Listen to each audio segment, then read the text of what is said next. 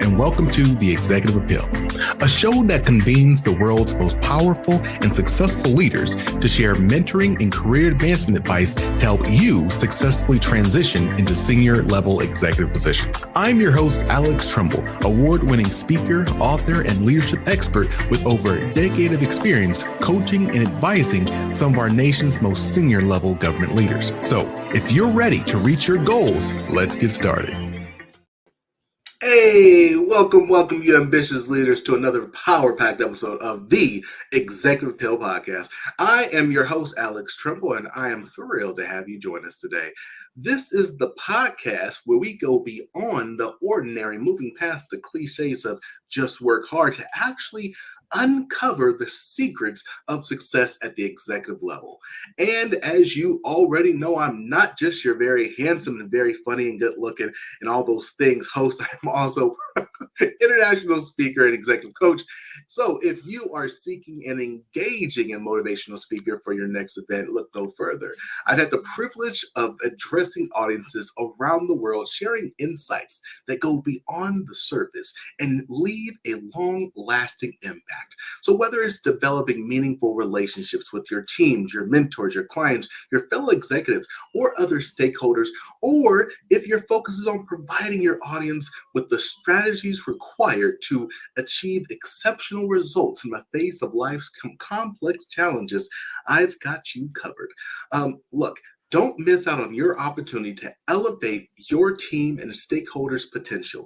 Visit alextremble.com and book me today for a speech that will equip your audience with the tools they need to achieve exceptional career goals.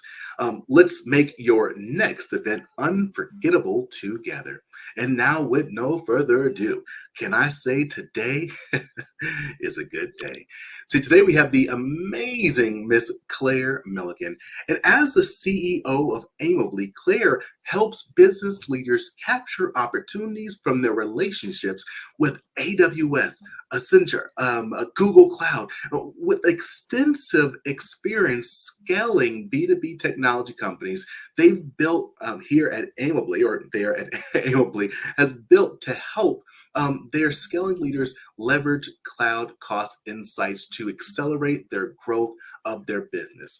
With her BA in psychology, that's how you know she's cool, and her master's degree in communications from Stanford University, yes, the Stanford, go Stanford. She has developed interest in politics, organizational behavior, and communication research. She's obsessed with taking complex problems, distilling them into and wanting to fully understand them and how they work with talented teams to generate innovative, streamlined solutions. How are you doing today, madam? Oh my goodness, I feel so honored with that kind of intro. I feel great. How about you? Look, I'm just trying to get like you. That's how we say it in my neck of the woods. You're already there. You know it's funny. I'm hoping we can talk about this for a brief second. So in addition to the work we do with larger organizations like Microsoft and other large organizations, we also here at GPS work with founders. And you talk a lot about how you scale business.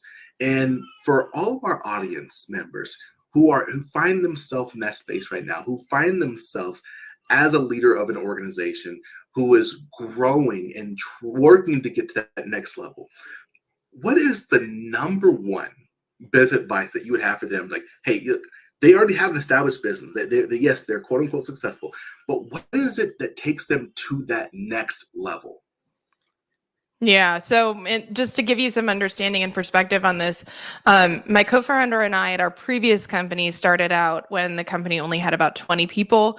We scaled up until the point that we were actually bought by private equity and merged in with many of our former competitors as peers.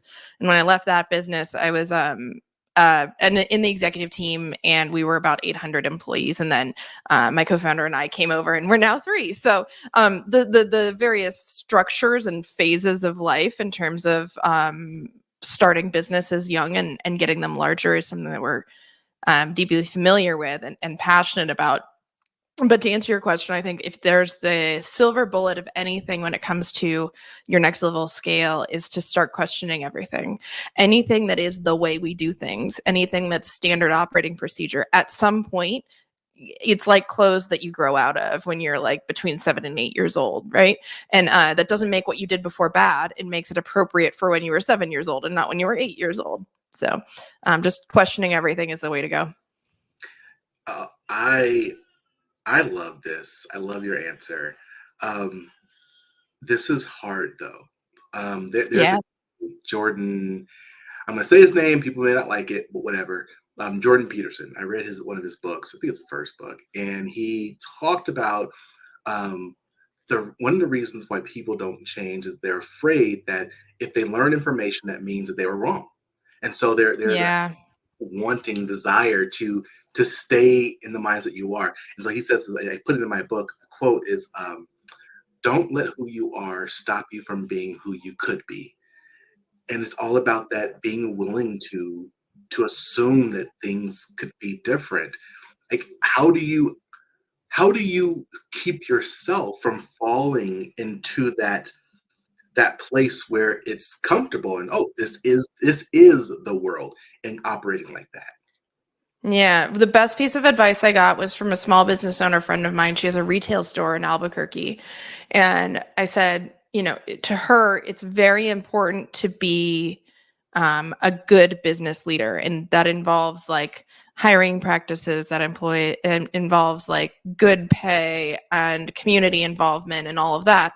And I said, how do you make sure that you do that? Because to me, I think that there's a lot that we fail at in the software industry. We're a terrible industry employment wise. And so I don't like that. I like making it different.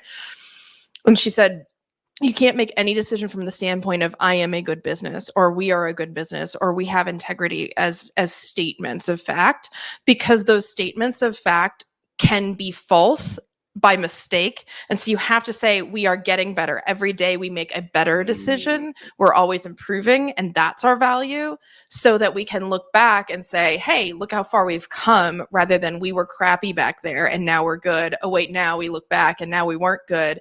And so there's this binary belief system that we have about being good businesses or not. And instead, I like to think about it in her way, which is just we're always getting better. That's a cool answer. That's a great answer. Cool and great, you say. And as I try to I guess, my own life, not only from an organizational standpoint, but from a personal standpoint, that's probably a good idea. No, it is a good idea. The same principle should apply to your life. Like, I am not blank. I'm not, the expert in such and such. I'm getting better. I'm learning. I'm growing consistently versus, oh, I know this topic. I'm done. Like, I've won the game. Yeah, there's a psychology principle actually, like in developmental psychology, which is like for kids, right? And Carol Dweck is the psychologist who came up with it, and it's growth mindset. And that's that there are certain kids, it's like both it's inherent and then it's also learned through your families, but where certain kids who don't have a growth mindset will approach an exam that's challenging and just won't do it because they know that they won't get the label of good, and they identify themselves by that label of goods. But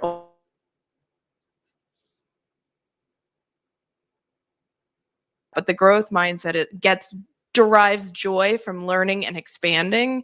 And so a hard test is an opportunity to see how much you can do, right? And so I think that those two things apply to our careers.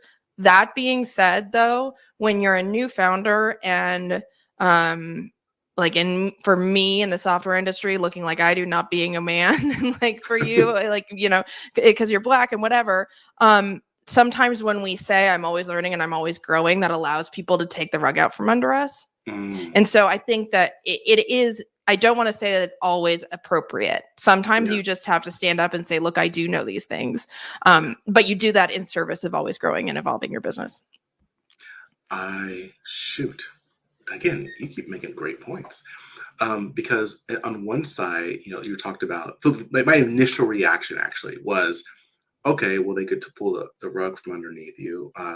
I will just get my own rug, which is what I did. Sure. Started my own Yes. business, started my own business, doing what I'm doing now. Same. Um, and there are people who work in a place where I guess where they are using someone else's rug, and so being very cognizant of that and how you navigate those spaces. I was talking to a person today about some of this, and we brought the topic became, well, racism exists. 100%. Biases exist. Biases aren't good nor bad. Biases are biases. We all have biases. Yeah. If I said, do you like bananas or apples? And someone said, oh, I like apples better. That means you have a positive bias towards apples, right? Those things exist. And again, I talk about this in my book, Relationship at Work. The reality is, because we have those biases, people are positively and both negatively impacted by those biases. And then my question becomes, if we understand and know their biases, if we believe this, if anyone, put in the chat box right now, seriously, if you believe that racism, sexism, ageism, any other ism is in the workplace today, go and put yes. Just say today. Now, if you believe that they're going to be gone next month or next year, put a yes. If you believe they're going to be gone next in the next 4 years, 5 years, put a hell yes. Okay, how about the next 10 years? Put a hell yes, sirree. Now, what I'm promising you is that there's no yeses at all in there. So we know that these things are going to be around. So then my question then becomes, if we know these biases are going to be around, we know these different isms are going to be impacting people's work and their lives ultimately, then what are we doing to teach people how to navigate those spaces? Which is kind of what you were just talking about, is if you are having to play on their carpet, how do you navigate those spaces? Yes. Yeah. Yes. And frankly, they're going back to psychology studies, people organize their space. Humans have done that since the dawn of humanity. They try to categorize things into boxes that don't have edges. So we have created in our era racism that follows certain boxes and lines. And those may evolve, but humans do those organizational principles. That's how we work. It'd be very kind of false to imagine that we don't. But so one of the things that I think a lot about is how people expect things of me that may or may not be true. Like I've lived the last 15 years of my life in San Francisco. I'm out and gay. And so a lot of times people are like, look, this person is on a mission to be super radical and take us away from all of our conservative values. Like there's these beliefs because they go like they get one instance of like I look like this or I say this, and it goes like all the way to the end, right? Yeah. And so if I walk around and try to make myself look like I'm not gay or behave like I'm from the Midwest or whatever it is that will make them feel better, there's inevitably a time where their biases get confirmed because I do this one thing and they catch me in it. It's happened across the board. And so and then all of a sudden I've lost my credibility and blah, blah, blah. And so what I find in my career to be the most effective thing is to lean into whatever those biases that are going to be pushed on you and own them quickly so that they can't be taken out from under you. One of my mentees that I adore, she's from Atlanta. She is Black and she has like the most amazing like Atlanta style you can imagine. And she was trying to do really well in this one business we were in together by making herself look more white in how she was acting and the hair she wore for when she was in meetings and all these different things. And she got called out as the angry Black woman. And it was just terribly unfortunate because that wasn't her. But if she had also been loud from the beginning and had her full style, you couldn't undermine her with that because that was her, So going back to that whole thing, like if we just embrace what makes us different and are really upfront about it, yes, it can be problematic, but it's not nearly as traumatic as those like daggers in your soul later on when they're like, I caught you and you're this person. You're like, oh God. That's crazy. So I can identify with that, right? So most people know me as like the fun-loving, laughing, joking person. Like that's who I am. And growing up, I have heard this next statement so many times. Very annoying, but I've heard it a lot. Which is, Alex, why do you talk like that? Talk like what? Why do you talk white? Yeah. And so my first question is, what does it mean to not talk white then? But this is me talking, right? Mhm. And so I carry myself, and I I I decided a long time ago, back in 2010, 2009. I was in a job interview. Ultimately, they decided not to go with me, and it was because I made a joke during the interview, and they didn't get the joke. And it's okay. They made a decision. They liked me so much. They actually called me. They said, Alex, look, we had literally 500 people apply for this job. We interviewed like somewhere between 10 to 15. We selected 2 people. You were number 3. The only reason you need the job is because you made a comment at the end and it didn't make sense. And I'm like, oh, you didn't realize that was a joke. And for Mm. me, it was like, oh, okay. Well, that wasn't the right place for me because I am going to be me, period. So Yeah. I think that's why I come Yes. to every interview super comfortable, because I'm like, look, I know who I am. If you like me, then great. If I don't like you, I'm not going to go there. So like, I'm saying I'm very comfortable. That said, I had a conversation this morning about my son.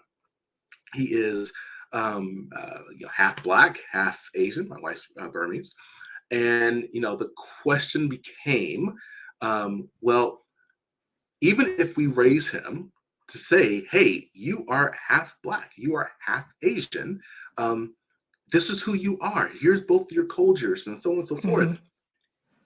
He still needs to understand that if he looks African American, society Yeah. will treat you as such. And there will be Yeah. certain expectations, confirmation bias, and so on and so forth. So even like you said, no matter what you believe yourself, and even if the young lady from Atlanta, even if that quote unquote was her demeanor, she wasn't trying to act or look anyway. If she was just being herself, Correct. Yeah. society will still put you in a box they believe you should be. Yes. And so that I'm is, sorry. I wish it were different. well, no, it just means that I think this is my personal belief.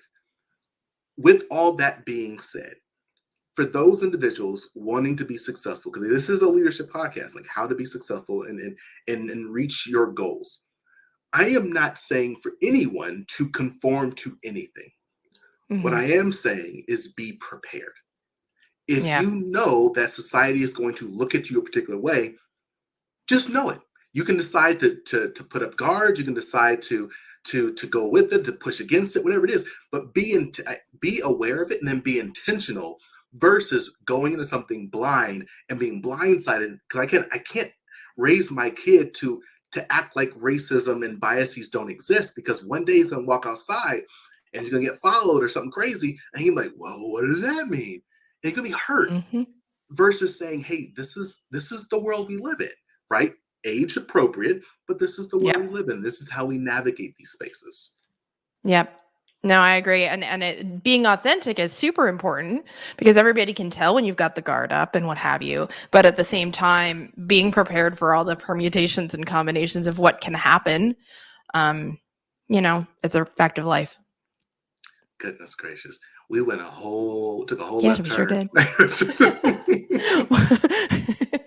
You want to talk about cloud costs? So about them Lakers, about the Lakers. So I wanted to ask you, I wanted you to talk about something that I don't think most people understand. What is the difference between a CEO and a founder? And is there a I difference? mean, I think that part of it is you change your label based on how you want to be perceived. But if you're a CEO and you weren't the founder, your job is essentially delivering shareholder value, whether or not that shareholder is a small family, some investors, or the public markets. So it's to take what you've got right here and to make it better and to accrue value through strategic decisions and leadership. I call myself a CEO, even though I am also a founder, because I try to think that way as well. I'm trying to deliver value for our investors. I'm trying to deliver value for our clients. I think the founder mindset is more like, I want to create something. I want to create something that's viable. And viability depends, on how you want to perceive what success means. But I think that founders are very self-focused. Also because we're largely the owners as well. So it's like, I want to deliver outcomes to myself. And I think that, a lot of CEOs especially are not the majority owners in their businesses. And so it's a servant leadership ish. I mean, there's still a lot of ego involved. What? Never. I asked the question because when I got into the space of working with founders, it was very interesting because I think, like you said, like when you're the founder, you're creating something almost with brute force. Like you just have to. I mean, you're creating something from nothing. You are doing the HR, you're doing the marketing, you're doing everything to get this thing off the ground and get it moving in the right direction, as you said, providing value to the stakeholders and so on and so forth. But it's a huge effort versus, and again, I'm not taking anything away from someone who may then step in as a CEO whose job is to either keep the ship afloat or continue raising it from there. And what I have in working with many founders is that they're so good at what they do, and again, it's their baby, right? They're so passionate about it that sometimes they don't realize that they don't need to be involved in every decision. And there are opportunities. Or the decision they made before isn't. Oh, sorry, spoken. Oh no, please.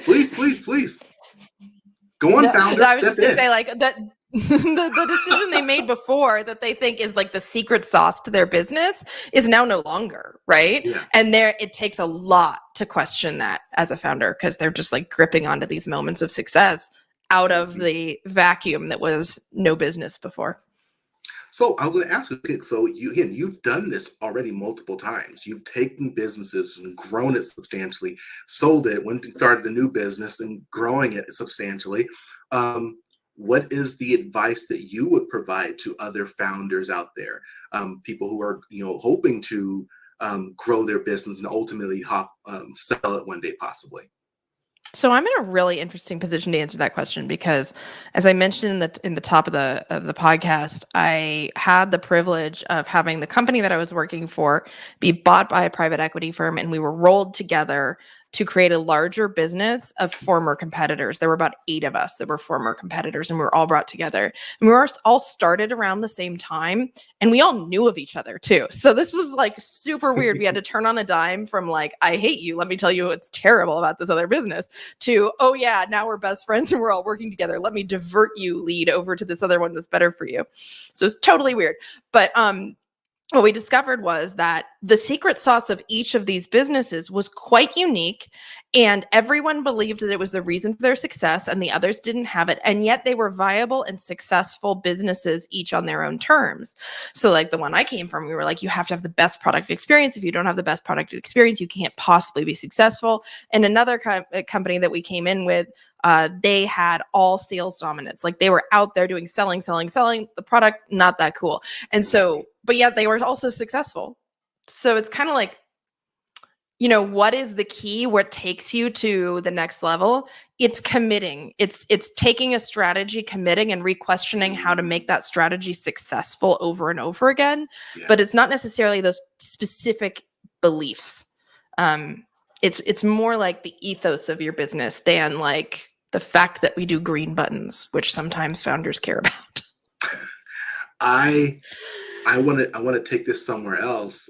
So I do a training on leadership, and the secret sauce to leadership. And I'm going to let everyone into the secret sauce. Okay, only people who heard of this today is going to get it. Secret sauce. These are the 6 things you need to do to be an effective leader. 6 things. Okay. That's BS. There is no 6 characteristics. There's a million freaking characteristics. And if you right now who are listening, if you think about someone right now who you adore and look up to as a leader and identify what makes them a successful leader for you, and you'll write down like 6 ones.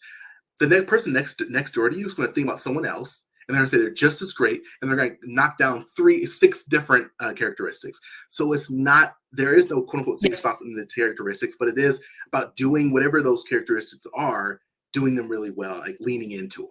And that's what I'm hearing. Yeah, thinking about them in terms of strategy, not tactics, right? So like the characteristics of this person who's very successful, it's like core to their brand. Like, who are they? And so they'll make a new decision in alignment with that core values, that core mindset, and it'll all be consistent throughout. It's the same thing with a business. Like, who are we as a business? What do we care about? And then to continue to make decisions in furthering that, rather than just tactics. Because I think founders get really tied into like, well, we write code this way, or well, we produce our reports and they have this specific layout. You can never change it because our clients like it.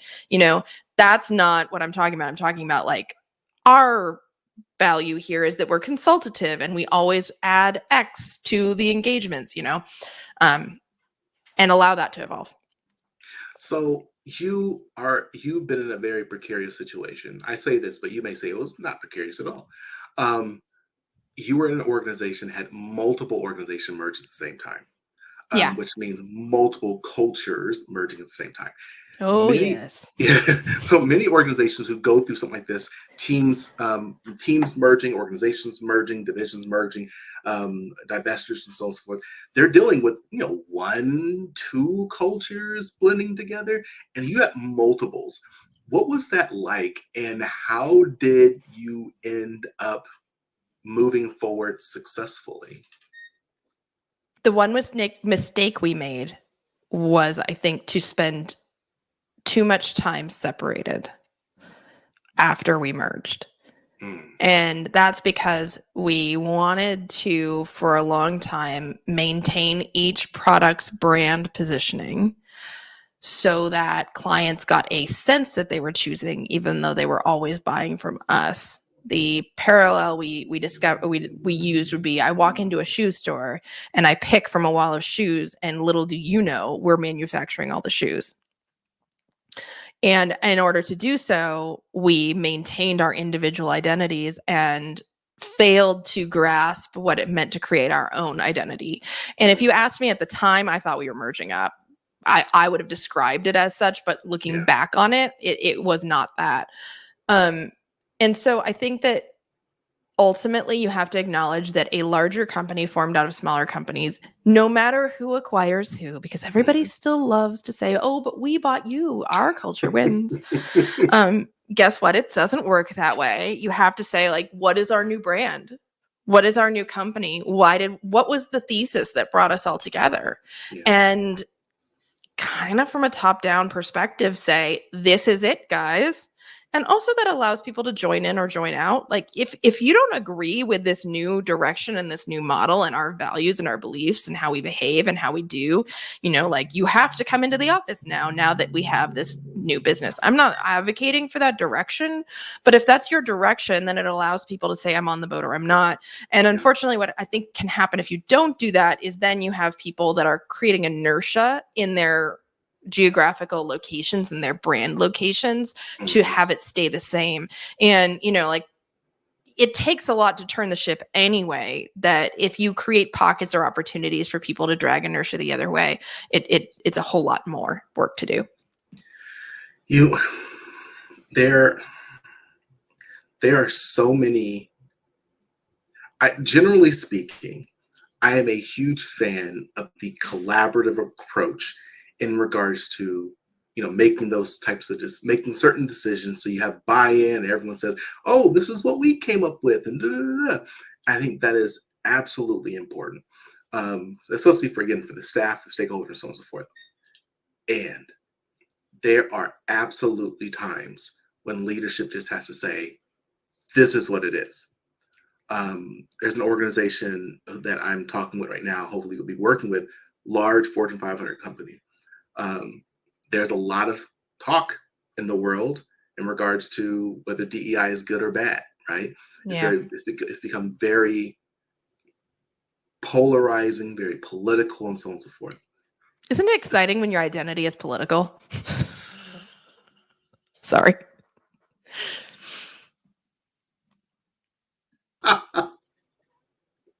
Absolutely. Absolutely. So the CEO of this company came out, all hands meeting in a large organization.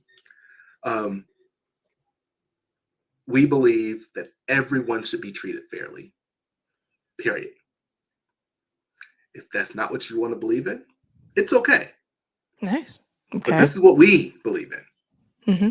And I didn't say, here's the door, but that's the insinuation, right? Yeah, right.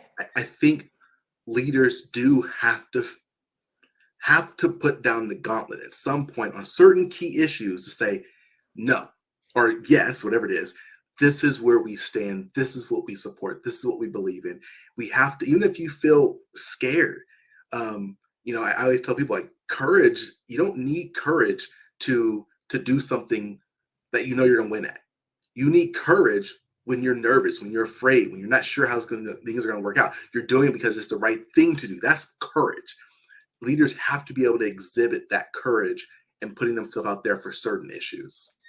Yeah, I agree with that. And I also think that there's a lot of inputs you need to receive in order to make those top-down decisions. You have to interrogate whether or not each of the communities within your business and the factions can handle that kind of directive and what needs to change in terms of their operations in order to align themselves with that directive. But at the same time, you do need to have that kind of intestinal fortitude to do that and stand up for what you believe in or how you believe the organization needs to act in order to advance it forward and deliver shareholder value, right? Absolutely. I've been pretty safe in most of the decisions I've made. I don't know if I've been safe. I don't think I cared, actually. One of the decisions, look, again, I always drive for buy-in, things like that. But there was one decision that I didn't ask for buy-in at all. We were working with a vendor, and the vendor was extremely sexist. Wouldn't work with one of our staff members because she was a woman. When they did talk to her, they talked down to her, tried to avoid her, And as soon as I came in, I saw this, and I'm like, no, we're not doing this. We'll find another vendor. Are you sure? We've been working with this vendor for so many years. This is not, you have documentation of complaint after complaint after complaint, and their organization hasn't done anything about this? No, we're not. Because me allowing this to happen is saying that I'm okay with it, and I'm not. Yeah, and so when I was actually talking in the beginning about like evolving and questioning everything, the best scaling leader needs to be able to make your decision from within the business and having existed with that vendor for a period of time, right? That's the hardest piece. You came in and you were like, you all are crazy because I just got here and this is the truth. And that is a wonderful decision that you made there. But it also is dependent, like, if you want to be a business leader scaling to the next step, you need to be able to act in that way and to perceive what's going on and make those decisions internally as well. Absolutely. I wanna throw a question at you. I think we're wrapping up soon. I'd love to hear your advice, especially because I have a little 9-year-old, a 9-month-old. So I keep making him so much older. Very different. Very, very different. He's not doing any chores, but he'd be doing chores by now. What is the advice that you would provide to someone who is, again, you and I talked about this briefly, when you've the first in your family, the first to move up to that next echelon, you have access to resources, to money, to opportunities, to people that you did not have access to yourself, and you're trying to raise a good person while also not making them obtuse to what's going on, not making them spoiled, not being too hard on them. Like, what is that secret sauce to raising a good human being?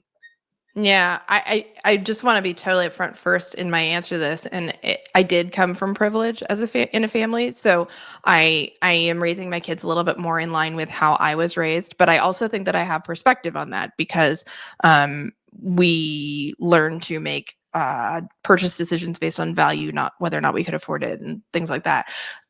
But my favorite resource when it comes to child rearing and making sure that you're guiding them to where you want them to flourish is a book. It's about 10 years old. It's called How to Raise an Adult, and it's by Julie Lythcott-Haims, phenomenal woman who was actually dean of freshmen at Stanford when I was there.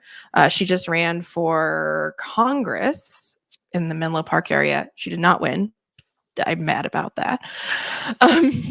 Anyway, so Dean Julie, she's like, her whole argument is you're preparing this person to become a fully fledged person, not for you to coddle them and help them make their decisions when they're 30 years old, and also not to give them trauma, and things that they have to work through later on in life. And so she lays out this kind of like standard for allowing kids to test their independence and their decision making and their accountability to other people within frameworks that don't require much from you, but also like allow for exploration that's appropriate to their age level.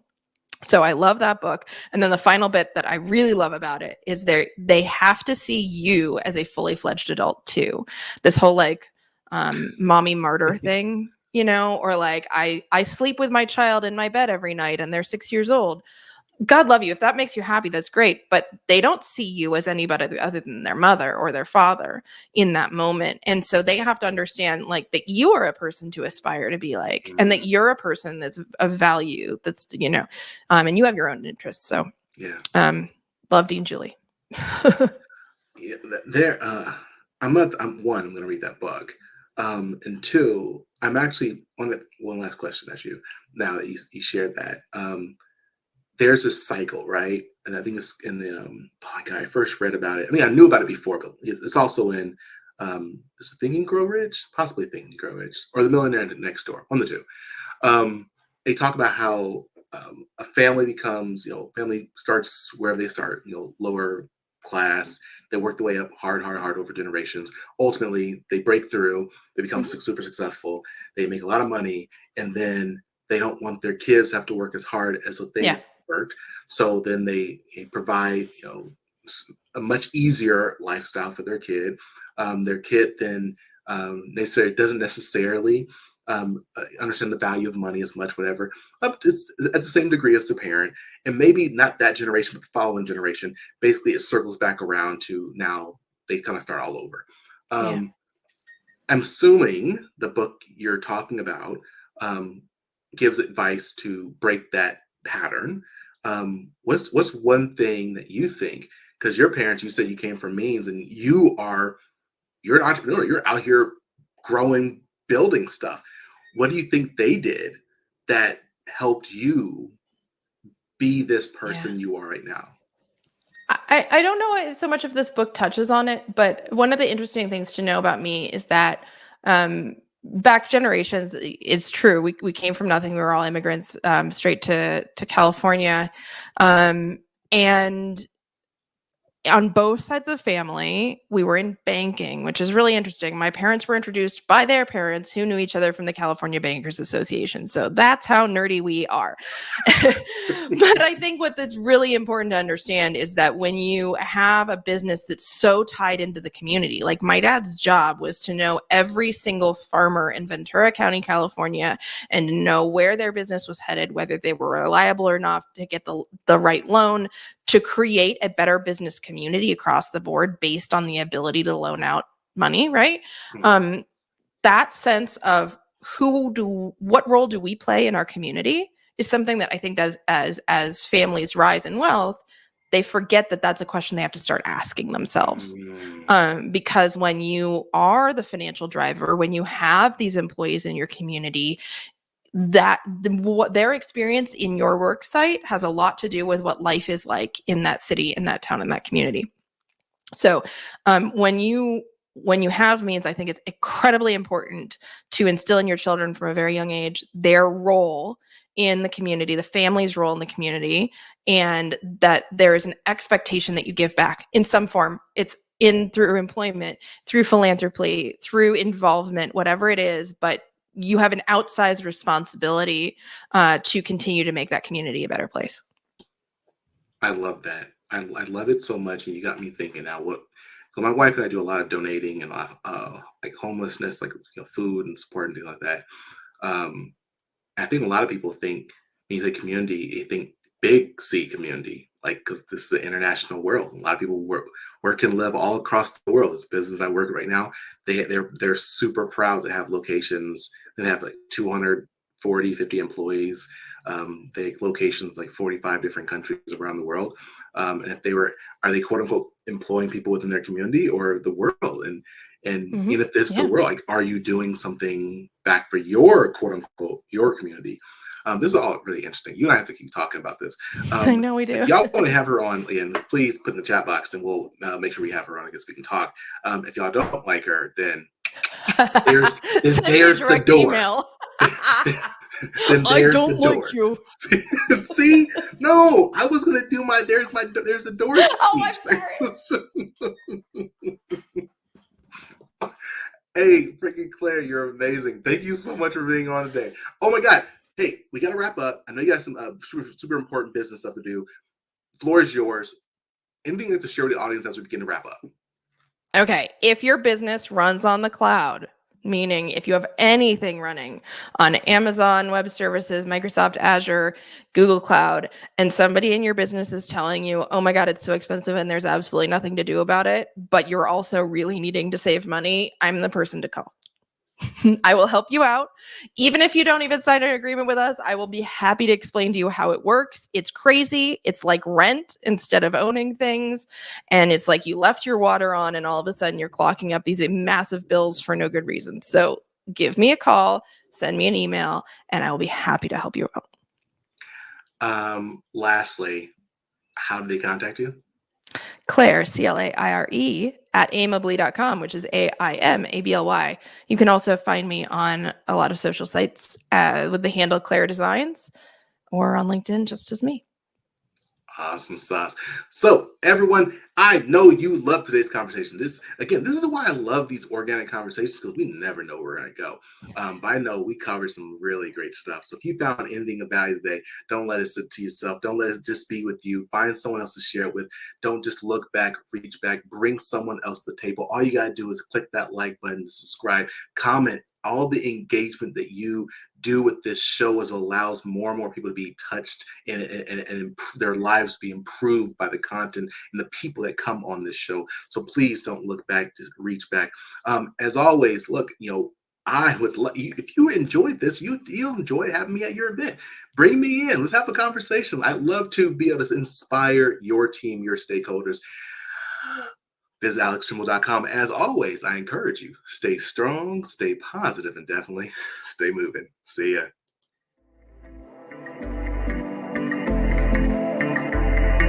Thanks for listening to The Executive Appeal with Alex Tremble. I invite you to follow The Executive Appeal wherever you listen to podcasts. Follow me, your host, Alex Tremble, across all socials or via email for exclusive webinars, courses, and in speaking engagements on continued topics of executive leadership. So until next time, stay strong, stay positive, and definitely stay moving.